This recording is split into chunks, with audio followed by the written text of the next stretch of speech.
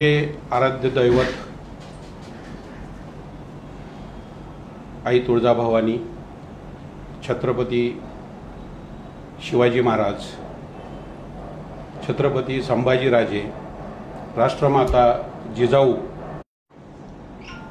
मी April 2022च्या नंतर प्रथमच आज लाईव्ह येत आहे। मागच्या जवळपास 2 वर्षाच्या कालावधीमध्ये मी लाईव्ह यायचं थांबलेलो होतो, टाळलेलं होतं, परंतु मागच्या आठवड्याभरातला घटनाक्रम पाहिल्याच्या नंतर न राहून मी आज लाईव्ह यायचा निर्णय घेतला आणि लाईव्ह येत आहे। सर्वांना माझा प्रथमतः नमस्कार। मराठा बंधू भगिनींनो, मागच्या आठवडाभरामध्ये ज्या काही घटना घडत आहेत त्या सर्व समाजाबरोबरच मराठा समाजांच्या दृष्टीनेही काही दुर्दैवी घटना घडलेल्या आहेत। त्यामुळे खरं तर आज लाईव्ह यायचा विचार केला, निर्णय घेतला। राज्याचे माजी मुख्यमंत्री व सध्याचे उपमुख्यमंत्री माननीय देवेंद्रजी फडणवीस साहेब यांना खरं तर मी पाठीमागच्या 1.5 दशकापासून खूप जवळून ओळखतोय। त्यांचं नेतृत्व, व्यक्तिमत्व, विचारसरणी मी खूप जवळून पाहिले, अभ्यासले आणि हे सगळं पाहिल्याच्या नंतर ज्या वेळेस एखाद्या व्यक्तीला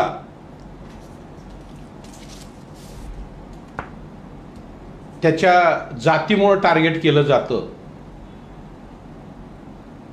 जो व्यक्ती सर्व जाती धर्माला बरोबर घेऊन जाणे हा त्याचा स्वभाव आहे आणि त्या व्यक्तीला मात्र फक्त तो एका विशिष्ट जातीचा आहे म्हणून प्रत्येक वेळेस टार्गेट करायचं,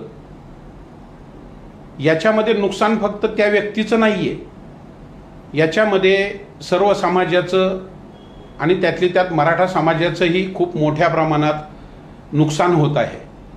आपली दिशा भरकटली जात आहे। आंदोलनाची दिशा जर भरकटली गेली तर त्याच्या यशावरती त्याचा परिणाम होतो, हे काही मी नवीन सांगायची गरज नाही।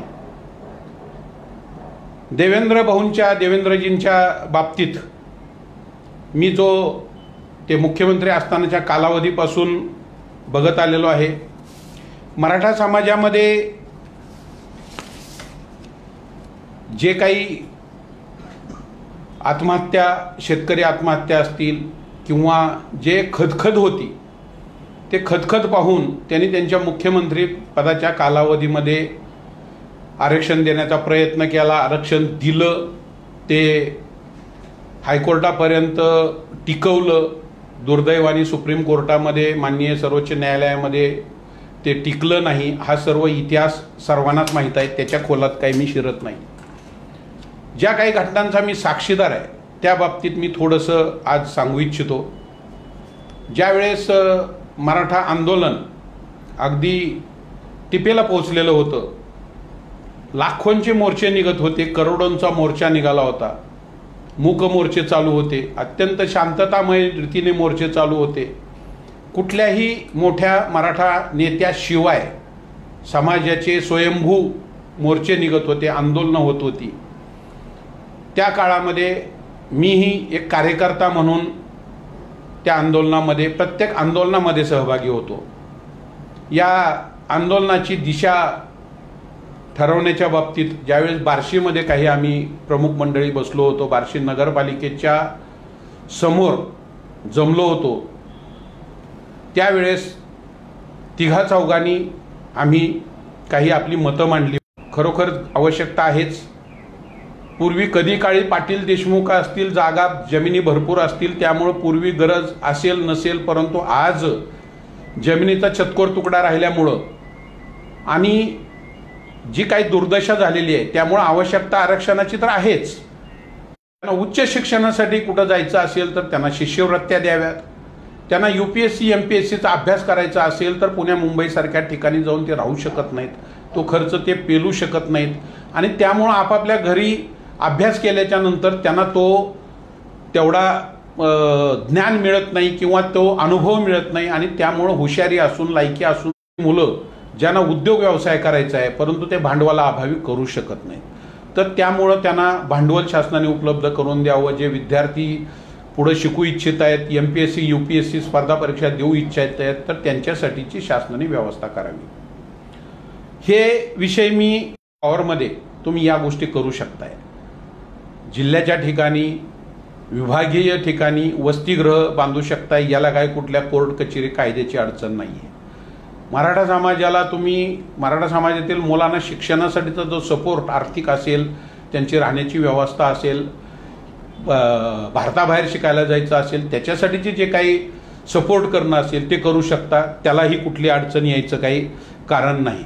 मराठा समाजातील जे शेतकऱ्यांची मुलं आहेत, गोरगरिबाची मुलं आहेत, शेतमजुरांची मुलं आहेत, त्यांना काही उद्योग व्यवसाय करायचा म्हटलं तर त्याच्यासाठी जर त्यांच्याकडे भांडवल नाही आहे, बँकाजवळ उभा करत नाही आहेत, तर त्यांना शासनाकडून काही आर्थिक मदत जर आपण कर्जाच्या स्वरूपात, अनुदानाच्या स्वरूपात जर दिली तर तो एक मोठा आधार होईल. हे मी त्यांना रात्री मेसेज पाठवला होता. मला अजून आठवतंय त्या दिवशी चेन्नईमध्ये भारतीय जनता पार्टीचं राष्ट्रीय अधिवेशन होतं आणि माननीय देवेंद्रजी त्या अधिवेशनामध्ये चेन्नईला होते. त्यांनी तो मेसेज वाचल्याच्या नंतर त्यांचा मला उत्तरही आलं होतं, येस एवढं एकच.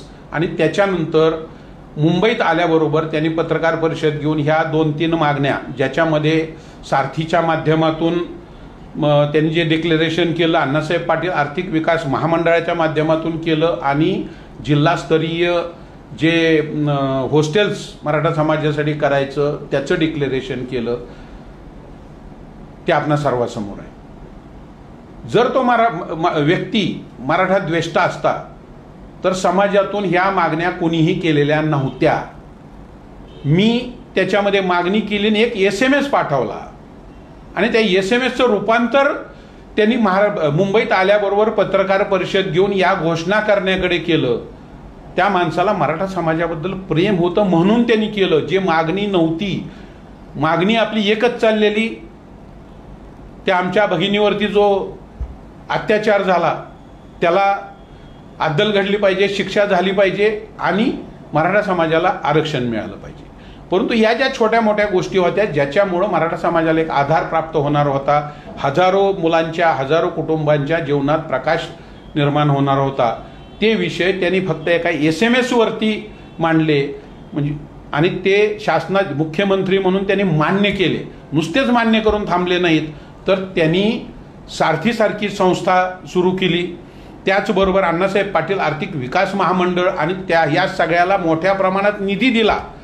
त्याचबरोबर जे वसतिगृहाचा विषय होता, प्रत्येक जिल्ह्याच्या ठिकाणी वसतिगृह, तो विषय मांडला. आणि आज आपण बघतोय मधला 2.5 वर्षाचा जर कालावधी सोडला 2019 ते 22च्या, तर त्यानंतर परत ह्या ज्या 3 योजना होत्या त्या मोठ्या प्रमाणात चालू झालेल्या, मोठ्या प्रमाणात त्यांच्यासाठी अर्थसंकल्पात तरतूद केल्याची आपल्याला बघायला मिळते. मग जो व्यक्ती असं करतोय, ह्या पद्धतीनं ज्यांनी मदत केली, ज्या घटनेचा मी स्वतः साक्षीदार आहे, त्या व्यक्तीला आपण कुठेतरी जातीवरती काहीतरी बोलणं, त्यांना पर्सनल लेवलला त्यांना बोलणं, हर्ट करणं, हे कितपत योग्य आहे? मी मराठ्यांना आरक्षण मिळणं या मागणीसाठी स्वतः आंदोलनात उतरलेलो आहे. कारण मी ग्रामीण भागातील, माझं लहानपण गेलेलं आहे, पूर्ण आयुष्य ग्रामीण भागात गेलेलं आहे. मी जवळून शेतकरी कुटुंबाची दशा, दुर्दशा, परिस्थिती, आत्महत्या, नुसत्या माझ्या बार्शी तालुक्यामध्ये मागच्या वर्षी 64 आत्महत्या झालेल्या आहेत आणि त्या 64 आत्महत्यापैकी 90% आत्महत्या ह्या फक्त शेतकऱ्यांच्या आहेत. म्हणजे मराठा समाजातील शेतकऱ्यांची, आणि त्या शेतकऱ्यापैकीही ज्या आत्महत्या आहेत त्यातल्या 90% ह्या मराठा समाजाच्या शेतकऱ्याच्या आहेत. त्यामुळे मराठा समाजाची दुर्दशा काय झालेली आहे, सध्याची परिस्थिती काय आहे, हे लपून राहिलेलं नाही. परंतु त्याचबरोबर या गोष्टी आपण मागत असताना कुठंतरी एखाद्यावरती चुकीच्या माध्यमात चुकीच्या पद्धतीनं तोंडसुख घेणं आणि कुठंतरी एखाद्या व्यक्तीला त्याच्या जातीवरून टार्गेट करणं हे अत्यंत दुर्दैवी असल्यामुळं मला आज लाईव्ह यावं लागलं. दुसरा माझा जो एक मला मुद्दा मांडायचा आहे, त्याच्यामध्ये जर आपण एका विशिष्ट जमातीचे म्हणून एका विशिष्ट जातीचे म्हणून देवेंद्रजींकडे पाहणार असू आणि त्यांच्यावरती टीका टिप्पणी करणार असू तर तुम्ही जर थोडासा विचार केला तर एक गोष्ट लक्षात येईल.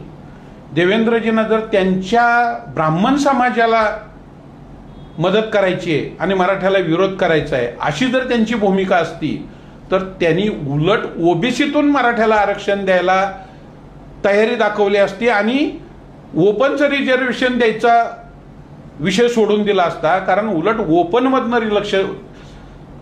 रिझर्वेशन देणं म्हणजे ब्राह्मण समाजाच्या हिस्सातला हिस्सा काढून देणं, म्हणजे स्वतःच्या समाजातला हिस्सा काढून देणं.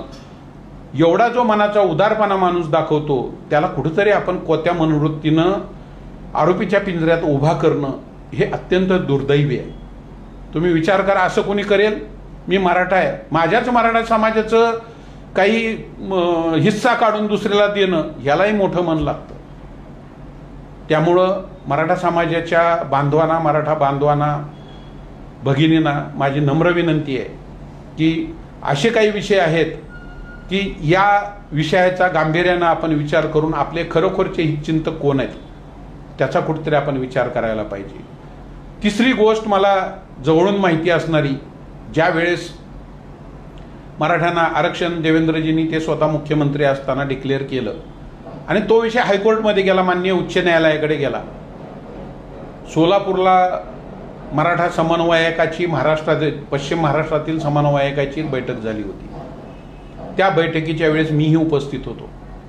त्यावेळेस एका आपल्या समाजाच्या कार्यकर्त्यांनी, समन्वयकापैकी एकानी एक शंका उपस्थित केली की आता माननीय उच्च न्यायालयात आपल्याला लढा द्यायचा आहे आणि याच्यामध्ये महाराष्ट्र शासनाचे ॲडव्होकेट जनरल जे आहेत ते मराठेतर जातीचे आहेत आणि त्यामुळं जर त्यांनी मराठीची बाजू व्यवस्थित नाही मांडली तर काय करायचं, अशी शंका एकाने बोलून दाखवली.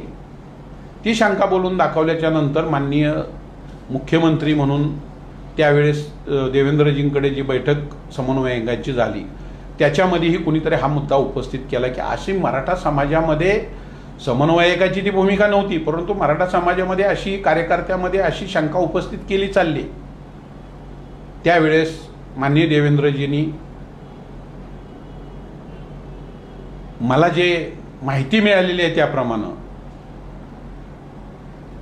तत्कालीन एजी जे होते, जे मराठेतर समाजाचे होते, त्यांना बोलवून घेऊन विश्वासात घेऊन सांगितलं की मी मराठेतर आहे, तुम्ही मराठेतर आहात, आपण मनापासून प्रयत्न करतोय की आपलं आरक्षण टिकायला पाहिजे, पण दुर्दैवाने जर काही चुकीचं घडलं, आरक्षणाला काही प्रॉब्लेम आला तर आपल्याला आरोपीच्या पिंजऱ्यात उभं केलं जाईल. त्यामुळं तिथं मराठा समाजाचा सिनियर काउन्सिल, सिनियर ॲडव्होकेट देणं योग्य राहील. तशी काही कार्यकर्त्यांची भूमिका आहे, मागणी आहे. तत्कालीन एजी त्यांनाही ती गोष्ट पटली.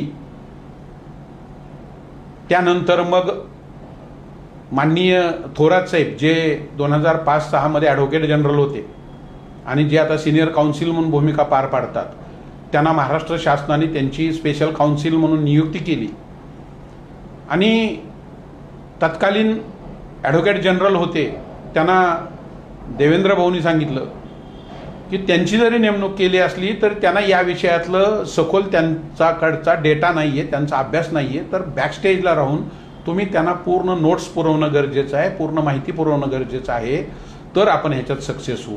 आणि तत्कालीन ॲडव्होकेट जनरल होते, त्यांनी खरोखर पडद्यामागं राहून परंतु खूप चांगली भूमिका निभावली. त्यांनी त्यांच्याकडचा जो नॉलेज, त्यांच्याकडचा जो डेटा, त्यांनी जो अभ्यास केलेला होता त्या सर्वांचा पुरवठा माननीय थोरात साहेबांकडे केला. आणि हे मी सांगतोय म्हणून नाही, मराठा आरक्षणाची ज्यावेळेस माननीय उच्च न्यायालयामध्ये आपण यशस्वी झालो, त्यानंतर जी पत्रकार परिषद माननीय थोरात साहेबांनी घेतली होती, माजी ॲडव्होकेट जनरल, त्यांनी त्यांच्या पत्रकार परिषदेमध्ये पत्रकारांनी ज्यावेळेस त्यांचं अभिनंदन केलं त्यावेळेस त्यांनी सांगितलं की ठीक आहे, माझं तुम्ही अभिनंदन करताय, पण त्याच वेळेस हे माजी म्हणजे आत्ताचे जे ॲडव्होकेट जनरल आहेत आणि जे आज तिथं कोर्टाच्या डायसच्या समोर येऊन स्वतः लढले नाहीत, परंतु पाठीमागून मला पूर्ण सपोर्ट केला, पूर्ण मला नोट्स दिल्या, त्यांचं खरं अभिनंदन करायला पाहिजे, ही स्वतः थोरात साहेबांनी पत्रकार परिषदेमध्ये सुद्धा घेतलेली भूमिका होती.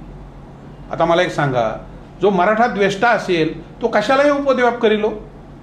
त्या थोरात साहेबावर आपल्या मागणीवरून, मराठा समाजाच्या मागणीवरून, मराठा समाजातील काही मंडळींच्या मागणीवरून, कार्यकर्त्यांच्या काही मागणीवरून जर मराठा समाजाचे मराठा समाजाचे सिनियर काउन्सिल तिथं नेमले असतील तर एखादा म्हटला असता जो मराठा द्वेष्टा आहे तो तुमच्या मागणी सांगण्याप्रमाणे तुमच्या समाजाचा माणूस नेमलेला आहे, त्यांना अंधारातून पाठीमागून त्यांना सपोर्ट करायची, मदत करायची काय गरज होती त्या माणसाला? बंधूंनो, भगिनींनो, आपल्या समाजाबद्दल प्रेम असणारा माणूसच असा करू शकतो. आणि जो एवढं जीव तोडून करतोय त्या माणसावरला जर आपण आरोपीच्या पिंजऱ्यात उभा करायला लागलो तर याच्या एवढी दुर्दैवी दुसरी गोष्ट नाहीये. असंच जर व्हायला लागलं तर आपल्याला भविष्यात कोणीही मदत करणार नाही, कारण जो माणूस आपल्या समाजाला मदत करायची भूमिका ठेवतोय त्याच्याबद्दल जर काही चुकीच्या वावड्या पसरवल्या गेल्या, चुकीच्या पद्धतीनं जर त्यांना टार्गेट केलं गेलं तर ते अयोग्य राहील असं माझं व्यक्तिशः मत आहे. जरांगे पाटील यांच्याकडे आपण मराठा समाजाने या आंदोलनाचं नेतृत्व सोपवलं, त्यांच्याबद्दल मला काहीही बोलायचं नाही आहे. त्यांनी जे काही आंदोलनासाठी काय त्याग केला असेल वगैरे ह्या गोष्टी, त्याबद्दल आम्हाला काही बोलायचं नाही आहे.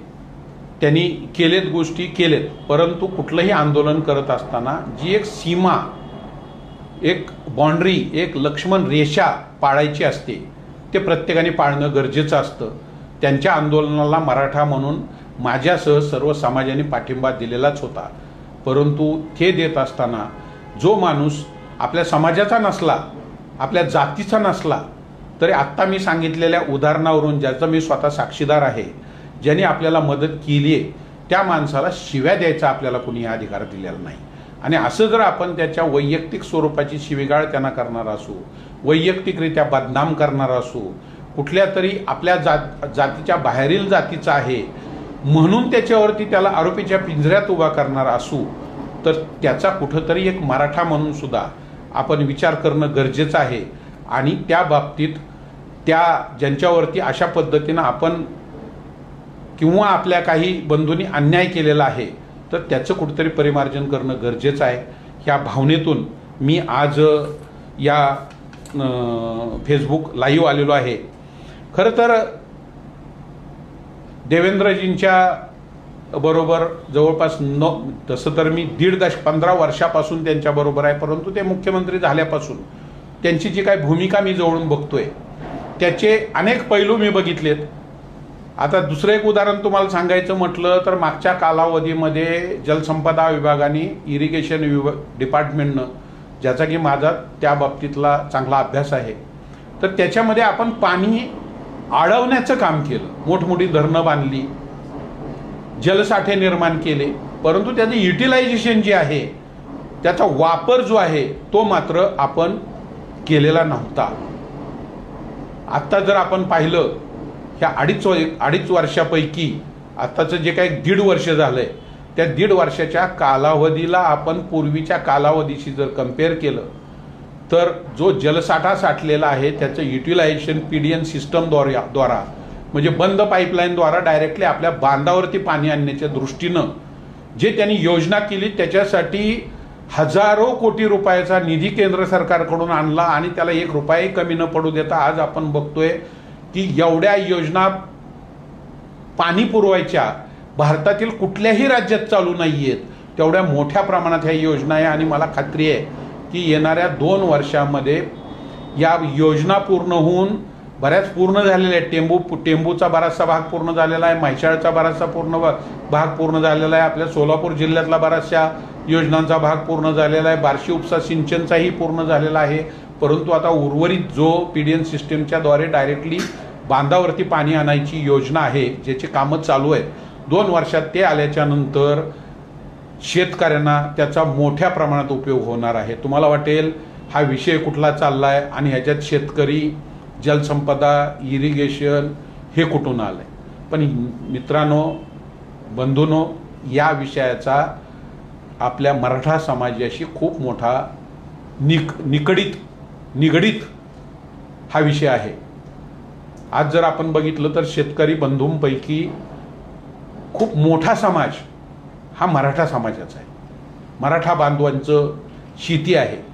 त्यामुळेच आपण शेतकऱ्यांच्या आत्महत्याचा विषय ज्यावेळेस समोर येतो त्यावेळेस मराठा समाजातील शेतकऱ्यांचं आत्महत्याचं प्रमाण हे खूप मोठ्या प्रमाणात असतं. शेतकऱ्यांनी आत्महत्या करण्यामध्ये जशी काही बाकीची कारणं असतील, त्याचबरोबर कोरडवाहू शेती, वेळेवर न पडणारा पाऊस, त्यामुळं केलेल्या पेरण्या वाया जाणं किंवा ज्या फळबागा केलेल्या आहेत त्या मोडून टाकाव्या लागणं, ह्याचं जे नुकसान मोठ्या प्रमाणात आहे, भांडवलांचं नुकसान आहे, त्या नुकसानामुळं कर्जबाजारी होऊन आत्महत्या करण्याचं प्रमाण खूप मोठ्या प्रमाणात आहे. देवेंद्रजींच्या कल्पक नेतृत्वामध्ये जलसंपदा मंत्रीपद त्यांनी खास एवढ्या गोष्टीसाठी स्वतःकडे ठेवून घेतलं की शेतकऱ्याच्या बांधावरती माझ्या कालावधीमध्ये मी पाणी देतो. आज बघतोय प्रत्येक 8-10 दिवसाला जलसंपदा विभागाची व्हिडिओ कॉन्फरन्सिंग असेल, प्रत्यक्ष असेल, बैठक घेऊन आढावा घेऊन पाठपुरावा करून ह्या योजना लवकरात लवकर पूर्ण कशा होतील व शेतकऱ्याच्या बांधावरती पाणी जाऊन शेतकऱ्यांना पाणी मिळाल्याच्या नंतर आत्महत्या कशा कमी होतील, शेतकऱ्याचा जीवनाचा स्तर कसा उंचावला जाईल, शेतकऱ्याची गरिबी कशी दूर होईल. पर्यायाने शेतकऱ्याची म्हणजे ह्याच्यात खूप मोठा भाग हा मराठा समाजाचा आहे, तर त्यांची गरिबी कशी दूर होईल हे बघण्याकडे जो माणूस एवढा कर्तव्य तत्परतेनं बघतोय, त्या माणसावरती असे आरोप होणं हे खरोखर आपल्या समाजासाठी सुद्धा दुर्दैवी आहे. आपण जर कुठं चुकत असेल तर आपलं आत्मपरीक्षण सुद्धा आपण करायला पाहिजे आणि या गोष्टीचाही कुठेतरी समाजाने विचार करायला पाहिजे.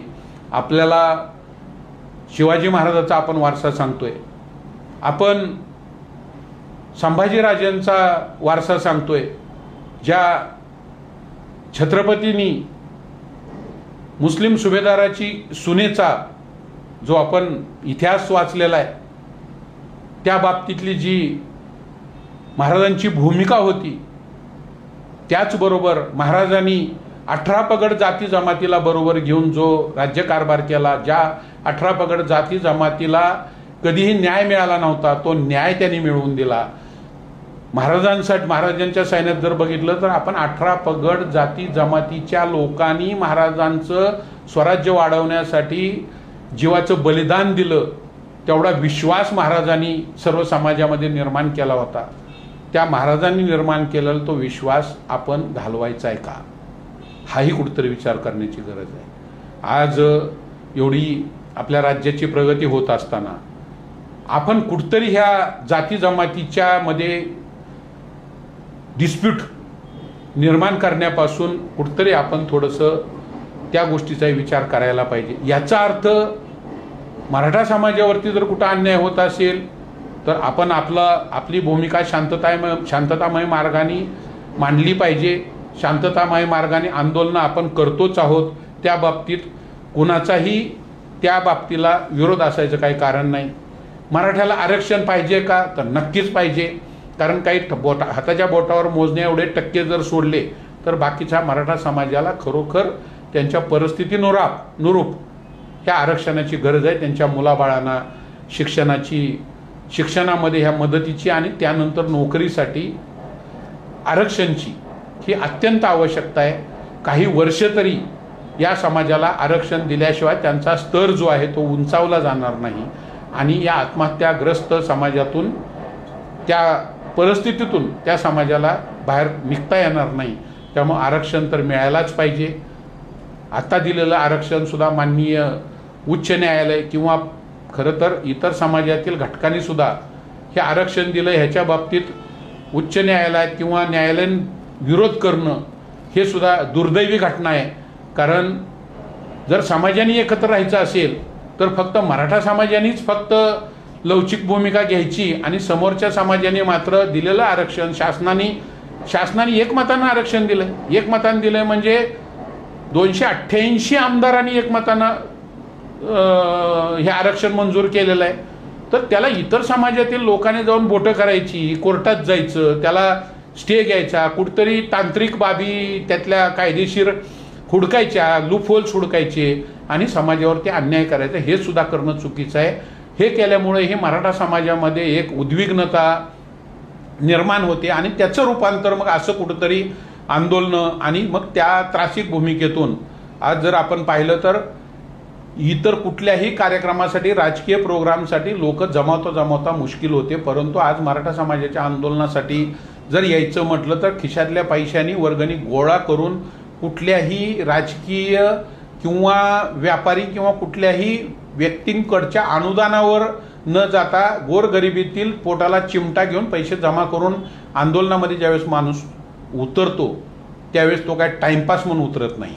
तर त्यामुळे इतर समाजाच्या मंडळींनाही माझी हात जोडून नम्र विनंती आहे की आपण जे काय आमच्या ताटात पडलंय त्याला कृपया कुणी न्यायालयात विरोध करायचा प्रयत्न करू नये। तुमच्याकडे जशी परिस्थिती आहे तशीच आमच्याकडेही आहे, तुमच्याकडे जशी आर्थिक विषमता आहे तशीच आमच्याकडेही आर्थिक विषमता आहे। त्यामुळं तुम्ही आम्ही न करता तुम्हाला जसं आरक्षण आहे तसं आमच्यातीलही गोरगरिबाला आरक्षण मिळत असेल तर कुणाच्या पोटात दुखायला नकोय। त्यामुळं समाजामध्ये हे विषमतेचं किंवा एक दरी निर्माण करण्याचं पाप इतर समाजातील व्यक्तीने सुद्धा करू नये। बोलतानाही समाज माध्यमाच्या समोर असेल कुठंतरी कायद्याला धरून आणि इतर समाजामध्ये एक चुकीची भावना निर्माण होणार नाही, इतर समाजाचा आत्मसन्मान दुखावला जाणार नाही, अशा पद्धतीनं मराठा समाजाबरोबर इतर समाजातील नेतृत्वानीही वागणं गरजेचं आहे असं माझं या बाबतीतलं वैयक्तिक मत आहे। त्याचबरोबर महाराष्ट्र शासनाला माझ्या अजून काही मागण्या आहेत, विनंती आहेत, ज्याला की कायद्याची कुठली कक्षा आडवी येणार नाही।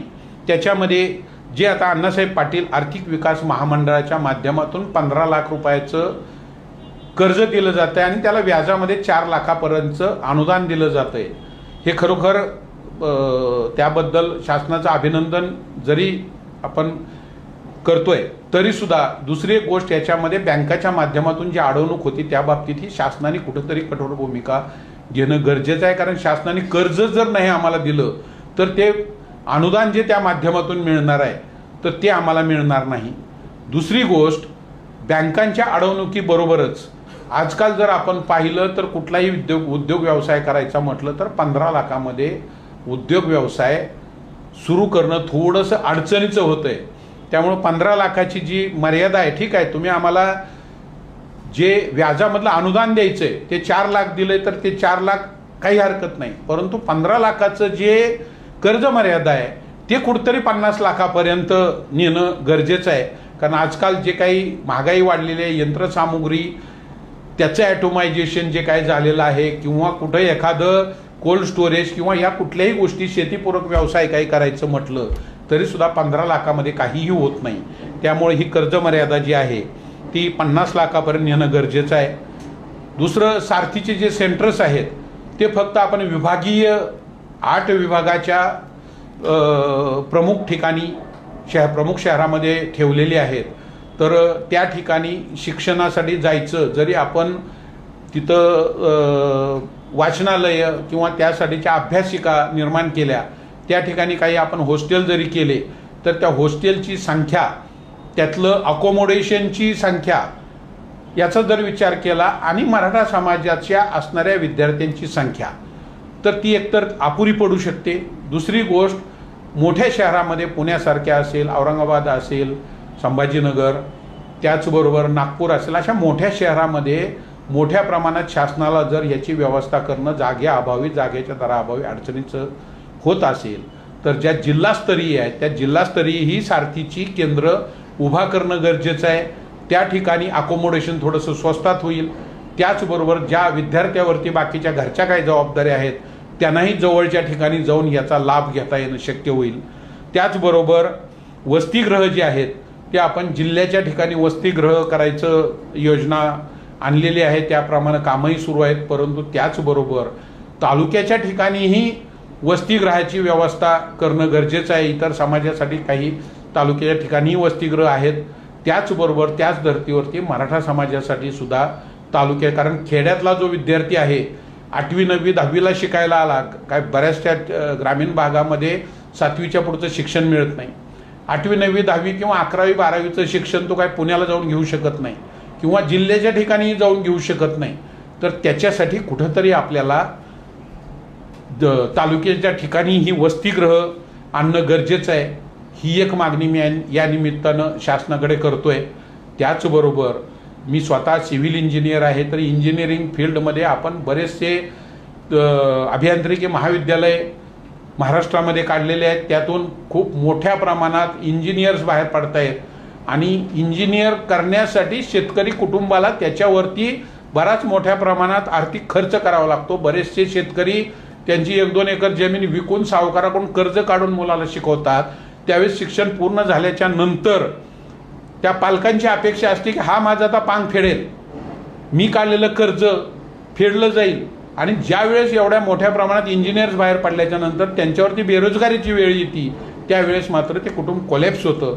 त्यामुळे ज्याला तांत्रिक हँड आहे, टेक्निकल हँड आहे, ज्याचं तांत्रिक शिक्षण पूर्ण झालं, इंजिनिअरिंग सारखी डिग्री घेतलेली आहे, त्या मुलांना फक्त नोकरीच्या भरोश्यावर न सोडता त्यांना उद्योग व्यवसायासाठी हे जे अण्णासाहेब पाटील आर्थिक महामंडळाचे निकष आहेत किंवा त्याचं जे कर्जाची अमाऊंट आहे त्याच्यापेक्षा एक वेगळं ह्या ज्या तांत्रिक शिक्षण घेतलेली मुलं आहेत, मग भले ते ॲग्रिकल्चर डिपार्टमेंटमधून घेतलेलं असू द्या, इंजिनिअरिंग डिपार्टमेंटमधून घेतलेलं असू द्या, मेडिकल क्षेत्रामधून घेतलेले असू द्या, रेल्वे इंजिनिअरिंगमधून घेतलेले असू द्या, यांच्यासाठी रिसर्च करण्यासाठी त्याचबरोबर त्यांना व्यवसाय करण्यासाठी एक वेगळ्या स्वरूपाचं कर्जाची व्यवस्था करणं गरजेचं आहे. माझ्या माहितीतील एक इंजिनिअरिंगमधला व्यक्ती आहे, त्यांनी ऊसाचं हार्वेस्टरचं जे यंत्र आहे त्याच्यावरती बराच रिसर्च केला, कर्ज काढून त्यांनी रिसर्च करून ते यंत्र तयार केलं, जे की आज मार्केट रेटला यंत्र आहे त्याच्यापेक्षा 50% किमतीत त्यांनी तयार केलं. मी जवळून त्याचे हाल बघितलेत की त्याला पैशासाठी किती वन पळावं लागलं आणि मग जे तो रिसर्च 1 वर्षात पूर्ण करू शकत होता त्याला 7 ते 8 वर्ष लागली. त्यामुळे या बाबतीत ही कायद्याची कुठली अडचण यायचं काही कारण नाही. तर ह्या तांत्रिक नॉलेज ज्यांनी घेतलेले आहे, टेक्निकल नॉलेज ज्यांनी घेतलेले आहेत, एवढा खर्च करून शिकलेले आहेत, ते त्यांची क्षमता आहे, नॉलेज आहे, तर अशांचं नॉलेज जर त्याच्या वापरासाठी, त्या रिसर्चसाठी, त्यातून काही उद्योग व्यवसाय करण्यासाठी जर शासनाने त्यांना भरीव अशी मदत केली तर नुसतं त्यांच्या कुटुंबाचंच नाही तर भारताची सुद्धा भरभराट झाल्याशिवाय राहणार नाही. त्यामुळं अशा काही गोष्टी आहेत ज्याला कुठलं कायद्याचं बंधन यायचं काही कारण नाही. तर या बाबतीतही शासनाने एक ठाम भूमिका, एक ठाम त्याच्या बाबतीतलं दिशा ठरवणं गरजेचं आहे. आणि या पद्धतीनं जर शासनाने भूमिका घेतली तर ज्या काही आत्महत्या किंवा जे काही एक समाजामध्ये असंतोषाची भावना आहे, मराठा समाजामध्ये असेल किंवा इतर समाजामध्ये, ती दूर होण्यास मदत होईल. तर याचा शासनानेही विचार करावा.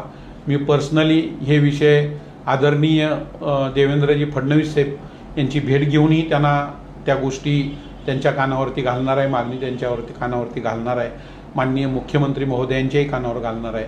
आणि मला खात्री आहे की हे शासन संवेदनशीलरित्या या गोष्टीचा विचार करेल. आणि त्याचबरोबर जे माननीय उच्च न्यायालयाकडे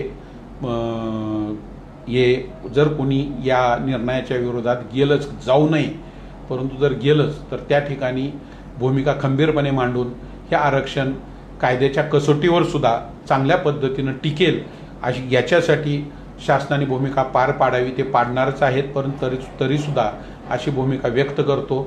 सर्व मराठा माझ्या बांधवांना, भगिनींना, मराठा समाजातील सर्व लोकांना नम्र विनंती करतो की या मुद्द्याचा कुठंतरी आपण विचार करावा.